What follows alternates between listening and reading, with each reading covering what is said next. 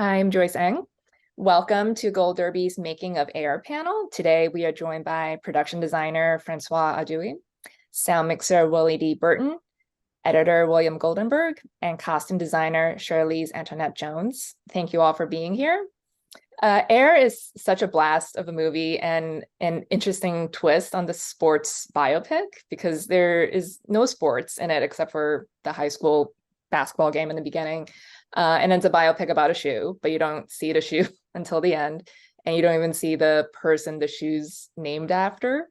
Just in general, to begin, like, what were your thoughts on the concept of the film when it was first brought to you? I guess we could start with Billy, since you and Ben Affleck go way back. Well, I didn't even find out about the film until not very long before we started shooting. It all came together so quickly, but I just thought, I'm a big sports fan myself, and I couldn't believe I didn't know Sonny's story. So I found it incredible and really unique. And I thought, what a great idea for a film. What a great idea for a story about an underdog who, refuses to give up. I thought it was a good time for that kind of film. So I was excited to do something that had some comedy in it because, it's a good time for, I think, a good time in the world for, sort of uplifting films. And so I was incredibly excited, and I love working with Ben. So, that it was a great combination. Mm-hmm. Charlese? Well, Jordan is a huge part of my life, as a person that grew up in the 80s and 90s. So for me, it was automatic, like, absolutely, I would love to do a film about the origin of the Jordan. And also, I think as a costume designer and a lover of fashion and just like a nerd about like how things are made, just understanding like, how this was concepted and ideated and who was behind it was like really cool for me to learn, as well as just about Sonny and just like how passionate he is about players and, the sport of basketball. Like I'm a huge fan of basketball as well. So it was just a dream job for me, honestly. I just was like, as soon as you said Jordan and the Jordan sneakers, Jordan ones, I was like, yeah, absolutely. I too also love process films. So François, how about you? When I heard about the story, I hadn't read the script, and immediately I knew that it was going to be a great movie. Just the whole concept of it was just so interesting. And I also grew up in the 80s, so I remember a lot of this well, but I wasn't familiar with Sonny's story. I don't think anybody really was. And so it was really kind of like, it was such a unique and interesting, page turner to hear about this journey and how this underdog company was able to grab the greatest athlete who, turns out he was going to be the greatest athlete who ever lived, basically. And this one guy was able to tap into that and to kind of like see into the future that this was going to happen. And so it was just and for me as a production designer, I just thought that the fact that it was full of these 3D characters inhabiting the story, it gave me a lot of opportunity to create a setting for the backstory of these characters for them to tell their stories. It was really cool. Yeah, sure. Willie? For me, a little bit different. Matt Damon and I was working on a film together, and Matt says to me, "What are you doing next?" I says, "Vacationing. I'm on vacation, have a good time, relax some, enjoy my life." He said, "Ben and I have this little film that we would like for you to do." I said, "Well, I really want to take some time off." He said, "Why don't I get you a script and you can take a look at it?" So I read the script, and pretty incredible. So I said to Matt, "I'm not taking a vacation. I'm going to do your film." And he says, "It's going to be like camp, like summer camp. Just treat it like summer camp, and we'll have a good time, and everything will be good, and we'll have some fun." And sure enough, like we worked through it. And also after reading the script, I thought how incredible this script is. I've read a lot of scripts in my career, like most of you have, I'm sure. So once I see a script and I said, this is a great script. I love to be involved in this and to get into the story of how Nike signed Michael Jordan. Michael Jordan is one of my favorite basketball players all time. And I'm a basketball fan. I have season tickets to the Clippers. Don't tell the Lakers that though. So I'm really into basketball. So reading the script, it was just so incredible how well it was written and the characters and everything. And when Matt started telling me about the actors who was going to be in it, you know, some of my favorite actors, I said, I'm in for this. And it's one of my better films in my career. Mm-hmm. Yeah, I mean, you know something is really good if you're going to give up a vacation for it. So, Right. well, what you were saying before about what he said, you guys were gonna like treat it like camp, and like from everything I've read about the production, it did sound like that. It was like pretty fast and loose, like from the prep to the actual filming. You came in like 5 days early, like 23 days instead of 28. And then the pre-production was pretty short too. So, Francois and Charlese, can you talk about that and getting everything ready? I just like when Willie said camp, that's exactly what it felt like. I've heard so many people refer to the experience of making this movie like everyone getting together in Santa Monica for like a fun, like let's make a movie camp, because it didn't feel like a job. It felt like a lot of friends getting together and making a movie that we all believed in. And like there was such a sense of camaraderie, and that we were all sort of in sync and gelling, and led by Ben and Matt. Like it was just like the coolest experience to be all working together out of this office in the Santa Monica Business Park that happened to be the main set. I mean, it was our production office and the costume department and editorial and everybody. And then it was also the Nike offices. So we took 22,000 square feet of this office building, 2 stories, and we turned it into Nike in 1984. And then the other half of the building was the production office. So we were like literally all working out of the set. And we didn't have enough time to get it all done. Like we literally resurfaced every door and ceiling and floor and window, and every single surface of this building was resurfaced to turn it into Nike. And we were working around the clock, and like we'd have these incredible actors rehearsing like in the space at the same time, and Willie editing down the hall, and Charlese making costumes down the other hall. It was like the most surreal experience. Mm-hmm. Was that like planned that way, that you guys were just gonna all be in one space, or was it just kismet? Like you found this building and it's like, let's turn this other half into the production office. Well, we looked at some locations. It was an early idea. I mean, there was like no time to really, we were all making it up. We're building the plane as we're flying it, basically, you know. I don't know if there was a master plan going in. It just so happened that we found a building that would work pretty well. It just so happened that it happened to be sort of close to where everybody lived. And it just so happened that there was space available for everyone to be collaborating together. So it was like, I don't know, it was like the movie gods looked down and made it all happen. Mm-hmm. Yeah, well, Charlese, what was it like for you, and also like working with Francois, since you guys, you know, like you guys have to create the look of the film and recapture the 80s, and it's not just about the 80s, but also showcasing Nike before it became Nike, like when it was third rate, this underdog. So was it like designing everything in like 5 weeks? I mean, part of me doesn't want to talk about it because then everybody's going to expect me to design stuff in 5 weeks.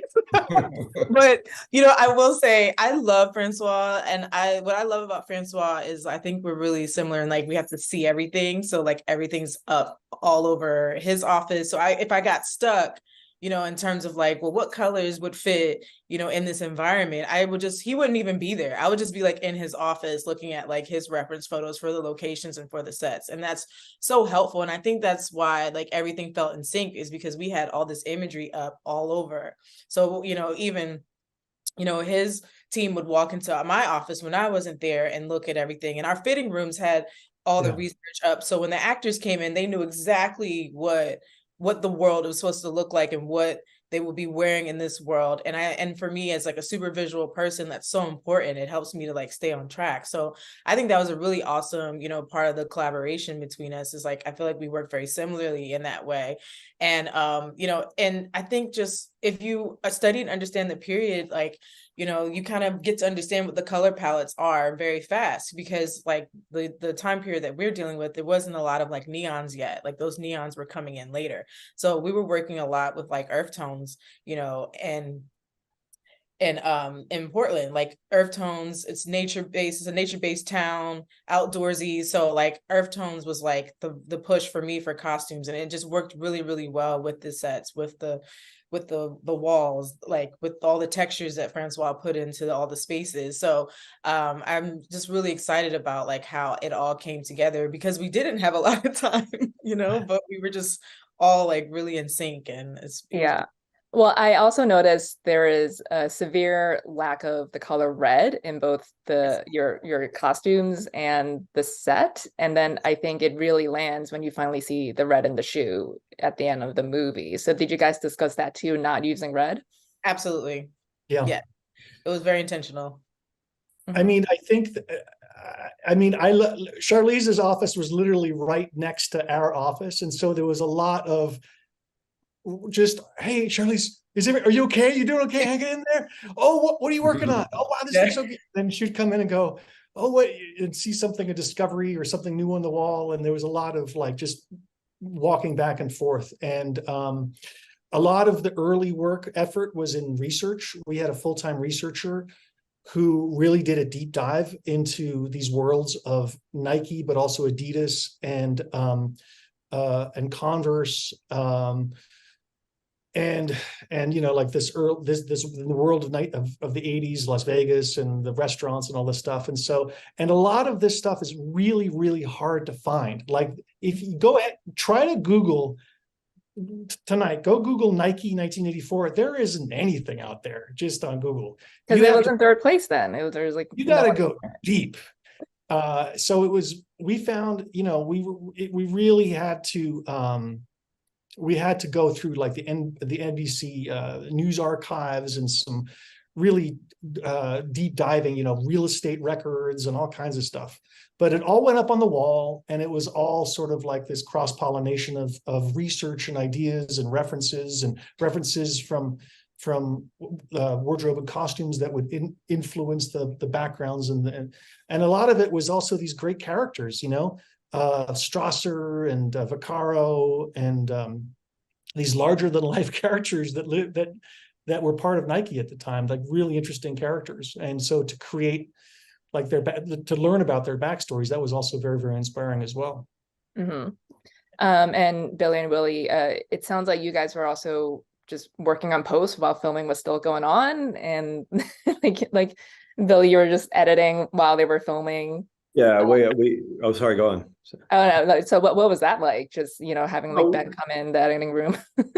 We're always cutting while they're shooting, but this was particularly important that I stay up with the camera, meaning I cut everything they shoot the day before the next day, because we were shooting so quickly, and they wanted to make sure they didn't miss anything. So often I would, you know, and they were shooting sometimes 5 cameras at a time. So it was a lot of footage, and I was getting in really early and working very late. But sometimes I would come in and Ben would be already at my Avid at 7 o'clock in the morning, sitting there fiddling with stuff, because he's pretty good on the Avid on the computer. So I'd have to push him out of the way to let him let me work. But you know, it was great to be that close, because like everybody was saying, I refer to it more like a dormitory. It was like a college dorm where everybody was in their room, you know, and come out in the hallway and make a movie. And you know, I would walk outside and the costume department would be out, or Video Village would be right outside my door, where they were shooting next door, my way to be quiet and work with headphones so they wouldn't disturb the set. And so that was really fun. But more importantly, I would cut stuff, and Matt and Ben would come in and look at it and go, well, wait a second, we need a transition here to get from this scene to that scene. Doesn't quite work the way we scripted it. What can we shoot? And we would sit around, and the 3 of us would sit around and kick around ideas. And usually Matt or Ben would come up with something brilliant and go, okay, we'll be right back.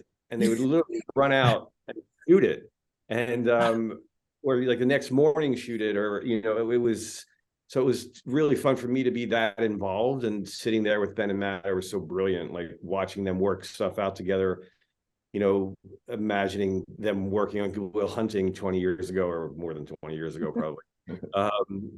You know, it was just a real treat for me to be in the room with those two guys and watch them, their shorthand together, and watch them work and watch them figure things out. And you know, it was an honor really to be. I kept thinking, I get to be here. You know, it's like I knew how special it was. Mm-hmm. Yeah, well, Willie, what was it like for you mixing all these different songs and scores? Because I think they're almost all like non-diegetic, but there's like seamless transitions in and out, and then going in and out between the music and the dialogue. There's so much speaking in the film too. Well, unfortunately for me, I don't do the post-production side of it, but I have to say that once I saw the film, I was amazed that there was only one original song in the entire film. And it's, as you know, I mean, sound and music goes together. So, you know, they work off of each other. And the music that was picked is incredible. It enhanced the film so much along with the sound, it made it work all together. Unfortunately, we don't have a post-production mixer here to talk about mixing all the music and the dialogue and all of that together. But it's an incredible job, and they actually did a great job on this. Mm-hmm. Yeah. Well, like since there is like so much dialogue in the film itself, what was it like for all of you, really, just because there's so many like long and lengthy scenes, like knowing like we're going to spend so much time on these characters, on their faces, and listening to them, like what was the key to, I guess, like not, or like continuing to engage the viewer and not losing their focus when you know you have to pay attention to these people for like 10 minutes at a time, you know? Well, for me, it's you know, recording sound is what I do. So the script is so good and the characters are so incredible. I zoomed in on that. You know, I'm wearing headsets and it's like I'm right in their space. I'm right there. So I'm so in tune that I'm loving it. So the more they talk, and like Chris Tucker, I mean, the more he talked, the more he ad-lib. I'm getting into it. I know where he's coming from, you know, and I can understand all of that, and it's great. And working with a great team, I mean, we just captured the you know, great sound from the cast, and it worked very well. I have to say that Willie did such an amazing job. I mean, in everything, you know, if it comes from his recorder to my Avid, you know, my computer, and all the phone calls he did, he got, you know, he had you know, they did I think all the phone calls simultaneously. So he had two sets with recording both actors at the same time, and the sound. You know, the great thing about phone calls is that, you know, the people can't see each other, so people act in a different way than they would if you're face to face. But also the sound, you know, it's all, people have a tendency to overlap and talk over each other. And Willie gave me such beautiful sound, and it made my job so much easier. I mean, I've never said this to you, but it made my job so much easier to have all everything separate and being able to manipulate it, because often with that kind of stuff, it all gets tied together and it's impossible to cut. But he really did such a great job and really helped the edit, because I was able to do things that I wouldn't have been able to do otherwise. Mm-hmm. And you know, when we shoot these phone calls, like Ben said to me, he says, Willie, we'll be doing these phone calls, but one scene will be out in the parking lot and one scene would be upstairs in the building. And so for my team and I, we have to figure out, we have to tie all this together. So I did run a master record in the exterior, but I also have to bring that mix to where I am. And sometimes we're like 300, 400, 500 feet away. So I've got to get that mix from exterior to interior where I am, where Ben can hear everything going on at the same time, which was pretty incredible. And it was a little bit of a challenge, but with the team I have, you know, we worked it out. And also what made it so nice, I mean, for me, is that editorial Billy was right downstairs there. So we could collaborate and communicate on things that needs to be done or enhance things as the sound as we recorded. So that was quite an experience for me Yeah, because I love like when you tell the audio's filter through the phone when the Yeah. person's listening, and then it goes back and forth to like the actual scene, and then you can hear it from the phone. Yeah. So Right. just if it's not clear, like all the telephone calls are actually real. Mhm. But for that to happen, the prop master had to run like analog phone cable from the interior sets out through the parking lot to like the telephone booth that was dressed to look like Seattle Airport. And like all of these little sets that were in the building, the same building, and then they would shoot both sides like at the same time. So it was like it involved like the whole crew trying to make this happen. right. Incredible. I want to talk about a couple scenes. One of them, in the beginning when Sonny's having his eureka moment, when first of all, I love he goes from the office watching game tape and goes home to watch more game tape. But he has two TVs, and he sees that Arthur Ashe ad on one with his custom racket, and the other one is playing the '82 championship. And like as the scene goes on, you see it click, the light bulb go off in his head, and you push in more on the shot that Jordan makes. And you have to communicate that like he's realizing something, even if you, the viewer, don't actually know what the play was. Well, first of all, like François, can you talk about designing his living room with like dozens and dozens of tapes and two TVs? Well, that's it. First with Sonny, like in the script, there wasn't any description about where he was looking at these tapes. And the instinct was to give him sort of an office in the beginning. And they were like, well, he's not, as we learn more about his character, we're like, well, he was like a traveling advisor and always on the road and always checking out these high school basketball games. And so we decided to give him sort of like a floating desk in this bullpen, and to give him this tape room as like his office. He would spend all his time in this tape room that was just overflowing with archival footage of beta and VHS tapes. And then like his house was kind of like a mini version of that. Like the guy was always working and always thinking about work. He was always obsessed. So the design of his house, he's eating like a TV dinner and still working and still playing back tapes. So I just wanted it to feel like an extension of work, like he was just always obsessing about these tapes. Mm-hmm. The two TVs at his house was literally in the script, though. It was very well described.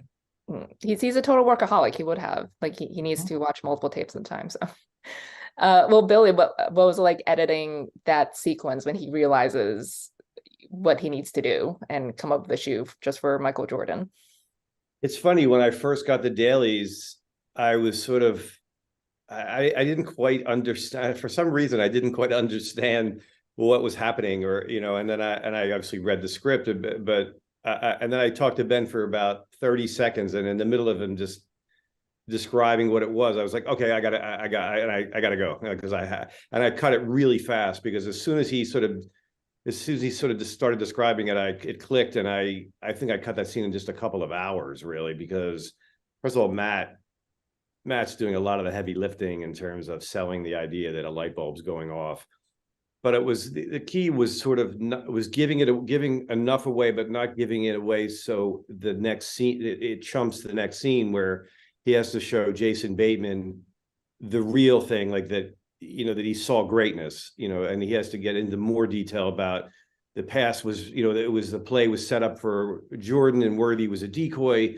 So it was just giving, like, you see something special, but you don't know exactly what you're seeing, that the audience, so you don't let the audience get ahead of the movie. Yeah, so, it pushes it to the next scene when he has exactly. So I was very conscious of that, but I don't know, just can't, it just seemed logical to me to sort of keep pushing in on the shot, and then to the point where it was like basically you just see the ball in the basket, and then that was the cut point, and boom, he's running into the office. So in the Arthur Ashe commercial was in the script, so I just thought it was really fitting, and it really told the story of where he got the idea, and so that was just really smart writing, and like I said, it was the first time I've ever edited anything with Matt. And I just, I've always appreciated him as an actor.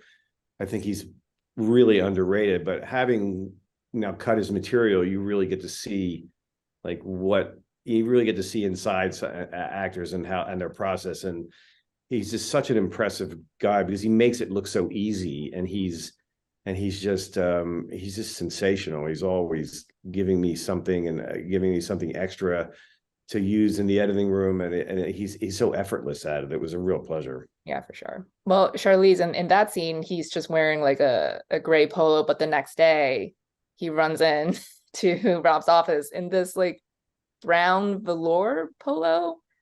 How did you come up with that? We tried on a bunch of polos on Matt in the fitting, and that was one of the ones that like stood out the most because it's just like it just screams early 80s. Like as soon as you see it, it's like where we are. And I just thought it was like appropriate for that scene in that moment to use it there. And he repeats a lot of polos, that one I reserved pretty much for that scene. Because like this is his like aha moment and he's coming to work feeling good and like his favorite polo, like that's kind of how I thought about it. But yeah, it's the polos are their own character in the film, honestly. Like there's so many good ones. And I was talking to someone last night at a reception and they were just telling me how much they love his costumes, and I'm like, me too. Like every time I watch the film, I just fall more and more in love with his polos, his like schleppy vibe, and his passion. It's very understated, and it's a good contrast with the stuff that Ben wears, like the spandex and everything. So, I want to talk about the boardroom pitch scene at the end. Another great scene for Matt. But it's the big moment, and it's designed and staged in a way so we never see Michael's face. So I guess François, like, what was it like designing the boardroom? And obviously you have to see Michael at the head facing the screens. And then, like Billy, you can't, in the edit, you can't really show his face. So what went into all of that? So the boardroom was pretty funny because we were like 3 or 4 days from shooting the boardroom, and Ben came up to me and he's like, I think the boardroom, I think it should be like wood paneling in there, like dark wood. And I'm like, can I see? That's not what it is right now. It's like beige wallpaper. He's like, yeah, but it should be dark wood paneling because I think it's going to really make the actors pop and it'll be really, and I go, we're shooting that next week, right? He goes, but it's just a bunch, it's wood, can't you just go get some wood paneling? And so we ended up, I'm like, let me see what I can do. And we ended up completely changing it at the last minute. And he was so right, because it made it worked so well to build the mystery and to create the help with the sort of like the magic trick that he was doing in the scene, to have the dark background and with the lighting and everything. And it was sort of like this mysterious sort of central chamber in the company. So I thought that was a great idea. But I don't know how they worked it out with Bob Richardson, but that was sort of like their voodoo of shooting the scene, and with Billy to make that work. I just created the backdrop for that pretty much. I knew that scene was going to be, from reading the script, I knew that scene was going to be the most challenging editorially because of the sort of flashing forward in time and back, and as scripted, it was much more less on Matt and more on like archival footage of Michael in the future or Michael in the past. And actually, Matt was not supposed to be on camera very much. It was supposed to be sort of a video storybook kind of. And so I edited the first cut of it like it was in the screenplay, and Ben and I looked at it and we both thought it was really good, but then we kept thinking, why? But Matt's so good. Why aren't we seeing Matt? He's going to sell the audience, not the images, because his job is to sell Michael, but and his family. But you really, since you don't see Michael, the audience is, we're Michael. So we just kept going more and more towards Matt, and it became clear that those images, those glimpses into the future, needed to just be that, glimpses.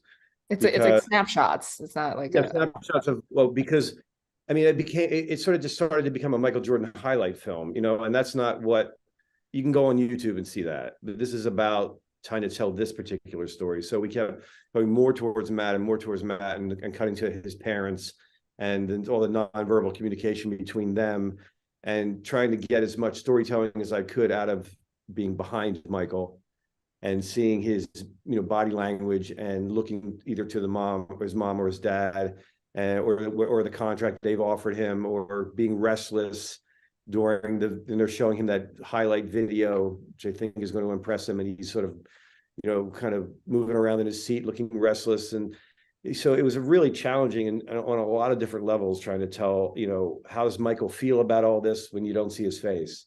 And then also, like I said, finding that right balance of snapshots of the future and being on Matt.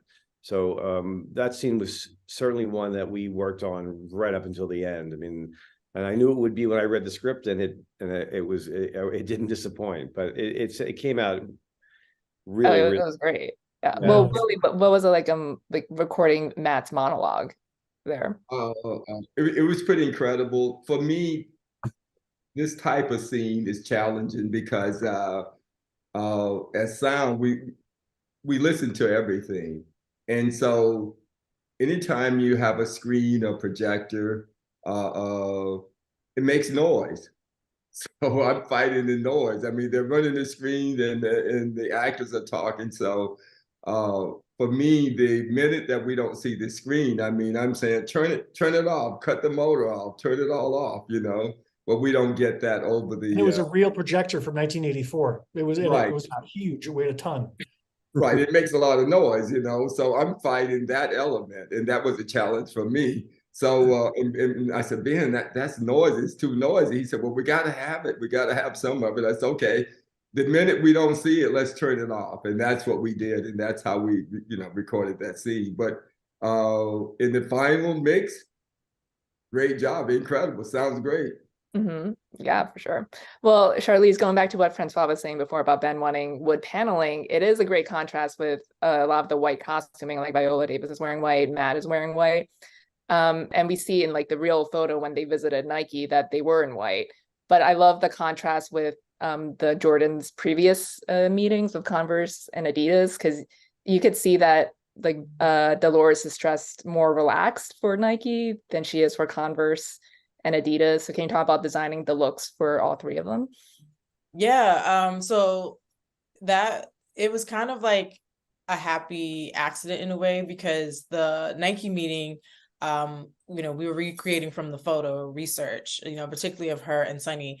And, also, James Jordan, if Julius had taken off his blazer in the scene, he had on a short sleeve blue shirt and a blue striped tie to match the photo. So like, just in case, anything like that we needed to happen on set and we wanted it to happen, like we were prepared. So I think like it was a happy accident in the sense of like, I had always intended on Dolores looking like she was in charge at the Converse and Adidas meetings. And I just had a lot of fun, like really playing up how, this amazing, strong Black mother would go to these, go to Germany, go to, Boston, like New England, to these places from North Carolina and intentionally present herself, because in our community, like how you present yourself is so important in these spaces. And she worked at a bank, she was a businesswoman. So she would have really like played that up in these spaces just so they knew she was serious and to take her seriously. And I think, being that Sonny had already came to their home and, they had already established somewhat of a rapport, that white, more relaxed, suit was more of like a Sunday suit, versus like a business suit worked. So it was a really cool creative choice, but also a happy accident in that like the Nike look was from research, but you know, it all just flowed in this really cool way and helped tell the story, I think. Just like the set/production office. So it was meant to be. So unfortunately we have to wrap, but it was great speaking with all of you. Congratulations again on the film, and thank you so much. Have a great day.